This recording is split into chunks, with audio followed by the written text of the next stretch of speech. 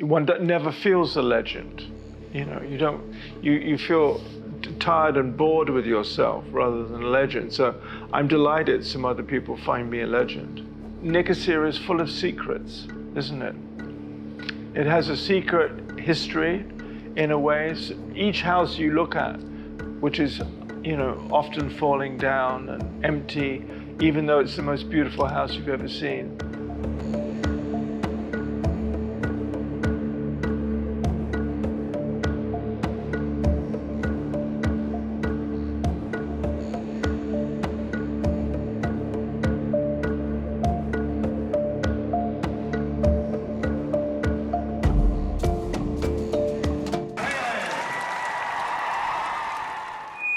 I just wanted to raise a question.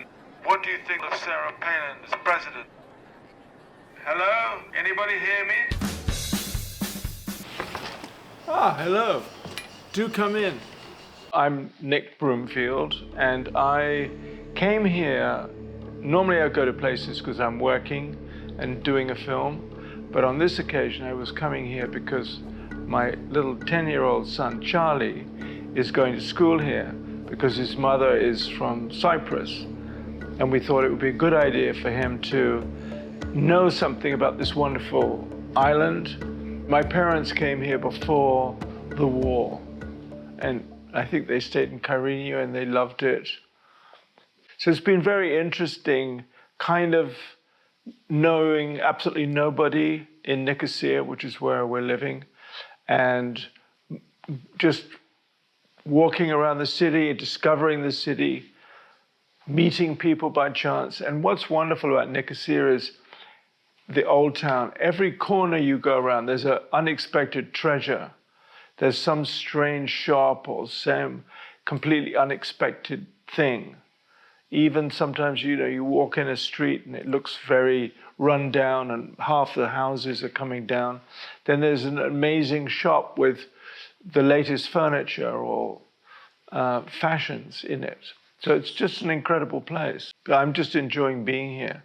This is probably one of the few times I've been somewhere and not been doing a story, which is a wonderful freedom. One never feels a legend. You feel tired and bored with yourself rather than a legend. So I'm delighted some other people find me a legend. I think when you're making a documentary film, you want people to be themselves. You want people to feel relaxed and to feel that they want to share things with you. So the less formal and intimidating you are, the better. And I think in film, you have the time to tell the contradictions.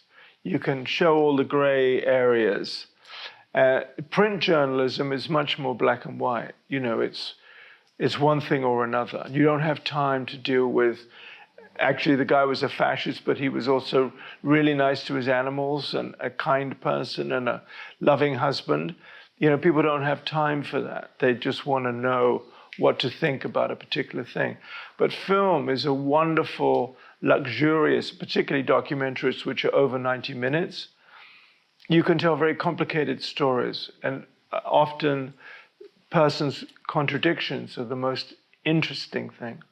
There was a very famous journalist called John Carlin who said, I put in what other people threw out on the editing room floor.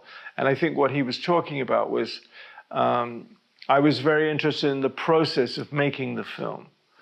I was probably have been more interested in the questions people don't want to answer than the questions they do want to answer. And I think people often define themselves more by what they don't like than what they do.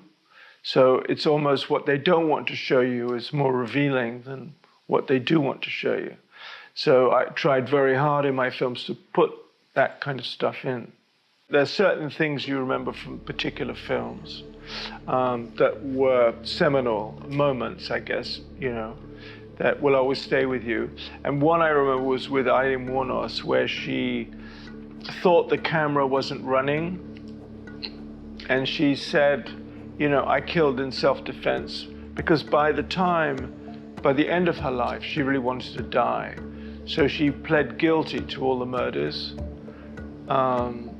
But I always believed, you know, particularly with her the first murder she did, that she killed in self-defense because the guy, you know, was a crazy guy called Richard Mallory. Anyway, so when she thought we weren't filming, she said, yes, I did kill in self-defense, which was kind of an amazing moment. Then you had to decide whether you were going to put that into the film or not, because she obviously didn't really want it to go out there. Well, I remember when we were doing this film, we were doing this strange film in like it's called A House of Domination in New York. And it was a very sort of beautiful, it was kind of like, the walls were kind of like this. They were all beautiful walls and stuff.